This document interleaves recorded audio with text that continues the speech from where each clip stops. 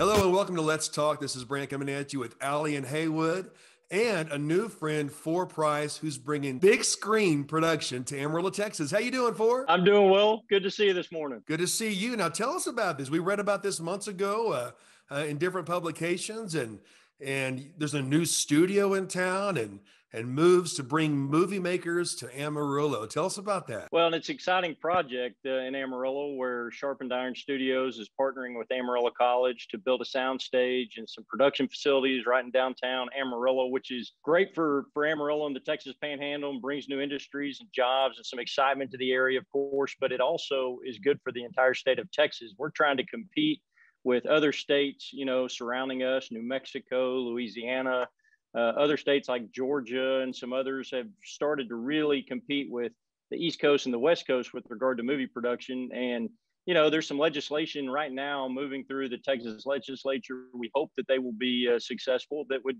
broaden the incentive program or create tax credits just to make it more exciting and opportunistic and economical for, studios to produce movies here.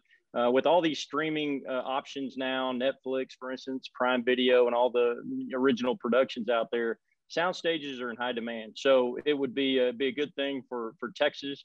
I hope we're successful with that. I know that there's a need to compete with other states, and we're going to do the best we can to make that happen. Before we go on, tell us about your name, For. That's a cool name, For Price.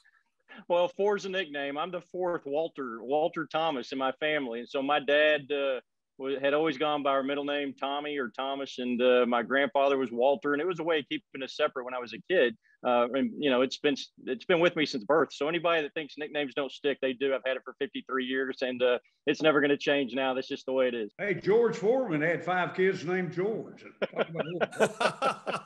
See, and that created a little bit of confusion, Haywood. So we're trying to solve that. We're just going with numbers. That out like you all did. It's a good point. Very good point. I wanted to ask you about, I know that you are wanting in our area, just say Potter County, mental health. I know that you have been working very hard, and I know that our sheriff and our Potter County judge and so many others that are behind to make mental health maybe services more available and help for people. I wanted to touch on that because, we have Haywood with us. I mean, he may need some. No, I know that is something that you've been. Prescription bottles back here or something? I think Haywood's had his meds today. We should be fine. A lot. Okay. But I wanted to touch on that and see kind of where things are in our legislative session. It's been a focus, Allie, as you know, for the last 3 sessions, really. In the legislature. I can't tell you how proud I am of the progress that we've made, not only investing more in resources. We now spend in Texas over $6 billion over a biennium, including Medicaid spending on behavioral health services in Texas through 5 different articles of our budget. That's a huge investment with resources, not only in our state hospitals, but also in step-down treatment centers, residential treatment, addiction services. We have all kinds of grant programs now that we didn't have 4 years ago, which will allow, and this is something I really am happy about, it allows local communities to prioritize what the needs are in their community, not necessarily what the same needs are statewide, because we all know the challenges that Austin, Texas or Houston, Texas faces may be very different than what Border, Texas or Amarillo, Texas or Dumas, Texas faces. And so we need those local communities to be able to say, look, this is what our challenges are. It's in our county jail, or it's in addiction services, or it's in having a resource, in this backyard to treat, crisis intervention teams or train them so they can go out with police or whatever the case is going to be. Before, I want to ask you something about the problem on the border. The administration's relocating a lot of these migrants all over the state of Texas. Now, who gives the green light, say, for, hey, bring them up here to Midland, it'll be okay?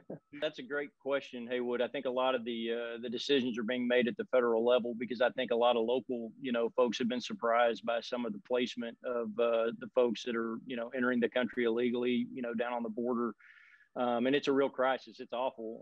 It's bad from a humanitarian standpoint. It's bad from a legal standpoint. It's bad from an immigration standpoint. We've got a crisis that is just as bad as I think we've seen in maybe ever, long time for sure. And so, a lot of local communities don't have a whole lot of say until the decision's been made, and that's unfortunate. I think there's an analysis, as I understand it, that takes a look at availability, resources, where placements have been made in the past, and as we all know, the Panhandle has been a really high location for placements, and not just recently, but over the past decade. Can you get Allie, Brant, and me into the movies?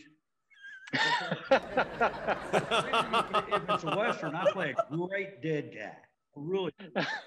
I don't see why that would ever be a problem. You guys have a lot going for you, so I'm sure that's right. Thank you so much. I appreciate you always, and we're going to check back with you. And thanks for visiting with us. We know how busy you are, and you always take time for us. So thank you. Absolutely, it's a pleasure to see y'all.